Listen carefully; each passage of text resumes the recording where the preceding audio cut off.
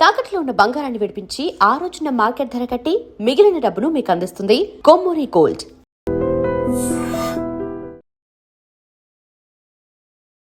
I dream చూస్తున్న ప్రేక్షకులందరికీ నమస్కారం. ఈరోజు మనతో పాటు జ్యోతిష్య వాచస్పతి బ్రహ్మశ్రీ పోతుకుచ్చి చంద్రమౌళి శాస్త్రి గారు మనతో పాటు ఉన్నారు.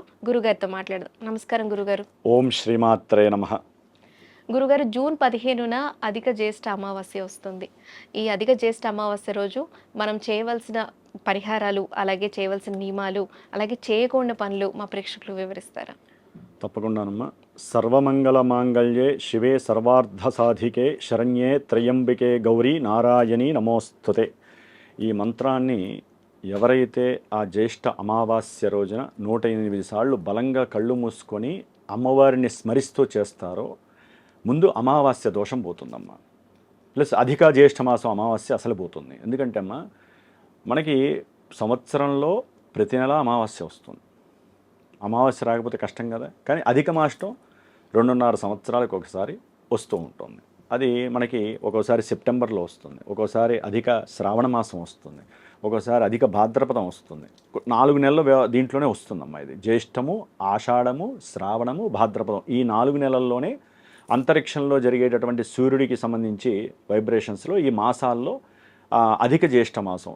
ఒక రాశిలో ఉండాల్సినటువంటి గ్రహము రవి ఇంకో రాశిలోకి మారకపోవటం వలన కలిగేది అధిక మాసము. కాబట్టి ఆ విధంగా వచ్చేటటువంటి అధిక జ్యేష్ఠ మాసంలో అమావాస్య రోజున విశేషముగా అబద్ధాలు మాట్లాడడం మానేయాలి ఆ రోజున. ఎందుకంటే అమ్మ, జ్యేష్ఠ మాసానికి ఒక రకంగా మన భాషలో చెప్పుకోవాలంటే జ్యేష్ఠాదేవి అధిపతిగా చెప్పుకోవచ్చు. వేరే నక్షత్రం అంటే జ్యేష్ఠ నక్షత్రము, అవి రకరకాలు ఉంటాయి. అమావాస్యకి అధిపతి శని భగవానుడు. శని భగవానుడి యొక్క భార్య జ్యేష్ఠాదేవి. కాబట్టి ప్రపంచంలో మనలాంటి పూజలు చేసే వాళ్ళకి శని అంటే భయపడతాం, జ్యేష్ఠాదేవి అంటే ఇంకా మహాభయం.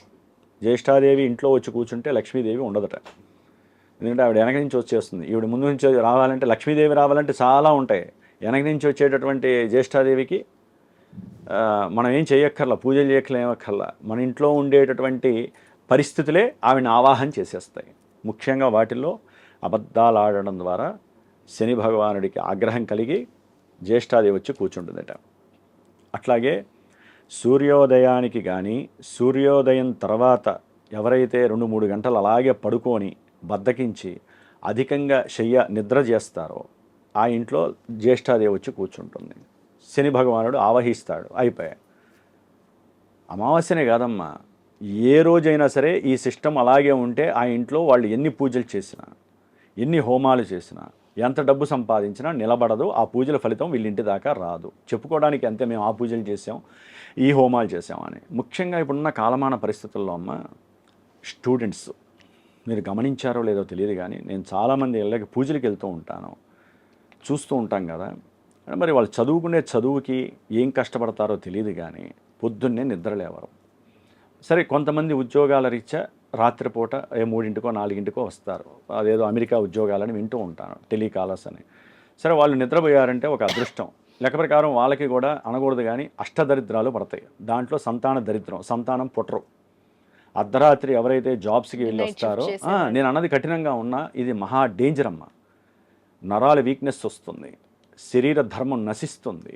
నిద్రాలోపం అంటే ఏంటమ్మా? నిద్రపోవటం ఒక సమయానికి భగవంతుడు మనకి నిర్దేశించాడు, ఒరే నాయన మీరు ఈ టైంలో పడుకోండి అని.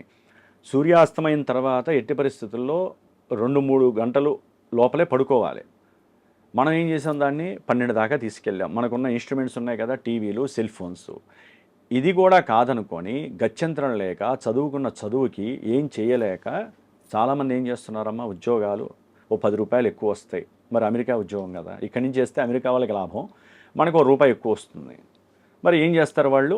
వాళ్ళకి నిత్యము అమావాస్య లెక్క. వాళ్ళకి అంటే ఏంటి, అర్ధరాత్రి వస్తారు, తెల్లారి 11కి లేస్తారు. వాళ్ళకి సూర్యుడు కనిపించడు, ఇంకా కాంతే కనిపిస్తుంది. సూర్యోదయాన్ని ఎవరైతే చూస్తారో, ఎవరైతే సూర్యోదయంలో నిద్రలేస్తారో వారికి సూర్యుడి యొక్క అనుగ్రహం ఉండి చక్కటి జీవితం ప్రసాదిస్తాడు ఆయన. సరే, వాళ్ళ బాధలు వాళ్ళవి. నేను అన్నందుకు ఎవరైనా బాధపడ్డా నేనేం చేయలేను. కానీ దాన్ని మించి ఇంకేదైనా ఉద్యోగ అవకాశాలు ఎత్తుక్కోవడం మేలని ఒక గురువుగా నేను చెప్తానమ్మా. ఉద్యోగం ప్రధానం కాదు, జీవితం ప్రధానము. జీవితంలో వివాహం చేసుకొని చాలామంది విడిపోవడం కారణంలో ఇవే.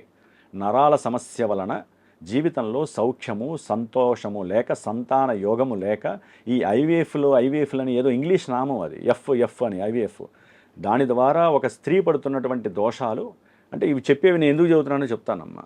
దోషాలు అంతా ఇంత కాదు. దీనికే జ్యేష్ఠాదేవి యొక్క అన్వయించుకోవాలి మనం. దరిద్ర బాధల్లో ఇది కూడా దరిద్ర బాధే కదమ్మా. సంతానం లేకపోవటము, లేకపోతే లక్ష్మీ కటాక్షం లేకపోవటము, అతి నిద్ర, ఇవన్నీ జ్యేష్ఠాదేవితో సమానము. కాబట్టి మీరు అడిగారు కాబట్టి అధిక జ్యేష్ఠ అమావాస్య రోజున సాధ్యమైనంత వరకు పొద్దున్నే లేచి లక్ష్మీదేవి ఆరాధన చెయ్యండి. పొద్దున్నే లేవటానికి ప్రయత్నం చేయండి సూర్యోదయానికి ముందే.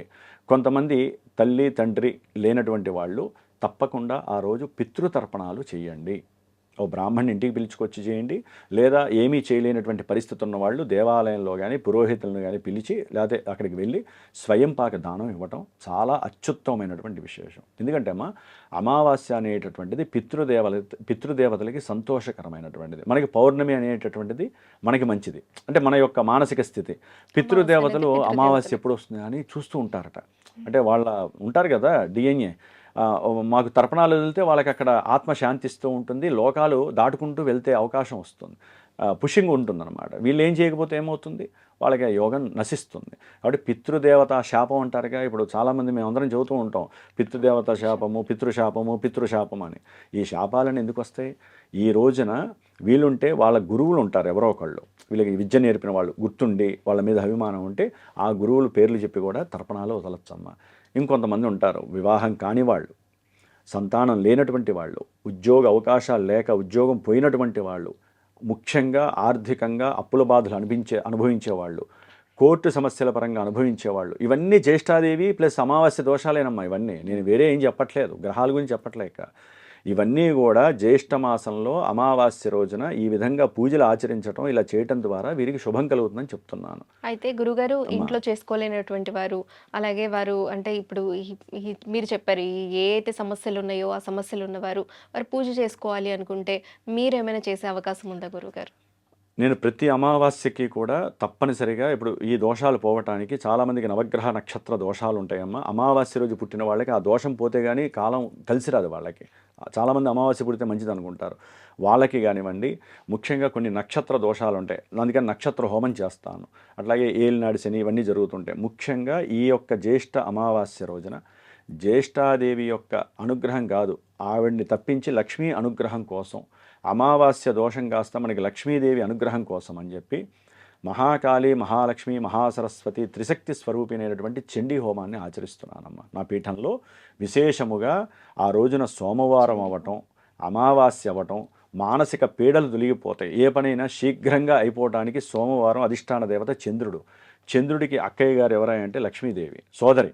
కాబట్టి మరి ఈ సోదరులందరికీ కూడా అమ్మవారే కదా చండీ భగవతి, ఆవిడే అన్ని స్వరూపాలు. కాబట్టి ఆ రోజున విశేషంగా చండీ హోమాన్ని అవలంబిస్తూ, మృత్యుంజయ హోమాన్ని, నవగ్రహ నక్షత్ర హోమాల్ని ఆచరిస్తూ, ఆ యొక్క భస్మము ఎవరైతే ఈ కార్యక్రమానికి సహకరిస్తారో వారందరికీ కూడా ఆ భస్మము అనేటటువంటి అందజేసే ప్రయత్నం చేస్తూ ప్రతి నెల నేను ఆచరిస్తూ ఉండేదేనమ్మా. చాలామంది ఉన్నారు, వారందరికీ శుభ ఫలితాలు కలుగుతున్నాయి. దానివలన ఈ హోమాలు చేయడం ద్వారా చుట్టుపక్కల కొన్ని కిలోమీటర్ల మేర దాని యొక్క వైబ్స్ వలన వైఫై లాగా ప్రసరించి అందరికీ శుభం జరుగుతుంది. అందుకనే ఈ హోమాలు అవి చేసేది మా కోసం కాదమ్మా, సర్వేజనా సుఖినో భవంతు. కాబట్టి అమావాస్య రోజున చేసే హోమానికి విశిష్ట ప్రాధాన్యత ఉంటుంది. అది సరే, కొంతమంది ఏంటంటే పర్సనల్గా సోమవారం అయింది కాబట్టి శివాలయంలో రుద్రాభిషేకం చేయించుకోండి, నువ్వుల నూనెతో అభిషేకం చేసుకుంటే ఇంకా ఆ రోజున దరిద్ర బాధలు తొలగిపోతాయి. దీపారాధన లక్ష్మీదేవికి సంబంధించి ఆవ నూనెతో కానీ అలా చేయగలిగితే కనుక ఇంకా విశేషమైనటువంటి యోగం కలుగుతుంది.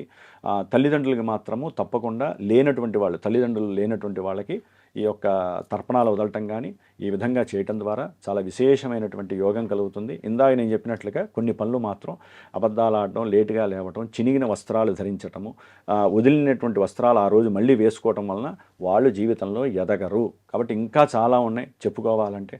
ఆ రోజున సాధ్యమంతవరకు నాన్ వెజ్ని త్యజించడం చాలా మంచిది. ఎవరైనా సరే కొన్ని మాదక ద్రవ్యాలు స్వీకరించే వాళ్ళు ఉంటారు, వాళ్ళు కూడా ఆ రోజు ఒక్కరోజన్నా స్వీకరించకుండా ఉంటే కనుక ద్రవ్య పదార్థాలు వారికి చాలా అత్యంత యోగప్రదంగా జీవితం కాలం నిర్దేశిస్తుంది వాళ్ళని. కాబట్టి ఈ విధంగా చేసేవి కొన్ని ఉంటాయి, చేయకూడని కొన్ని ఉంటాయి అమ్మ.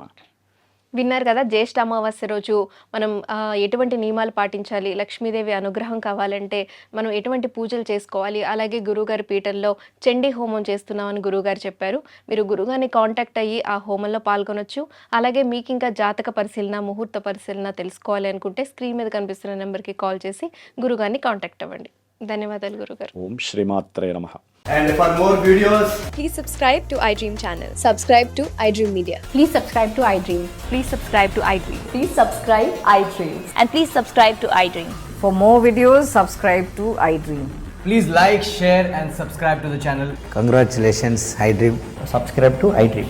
Subscribe to iDream. So subscribe to iDream Media. iDream ki iDream team andarki huge congratulations. Please subscribe iDream Media. Please subscribe to iDream. Subscribe iDream. Please subscribe to iDream. iDream అంటే నా కళల ఛానల్ సబ్స్క్రైబ్ చేసుకున్న నోరు తిరుగుతలేదు, మీరైతే గంట గుర్తు కొట్టండి. For more such videos, please subscribe to iDream.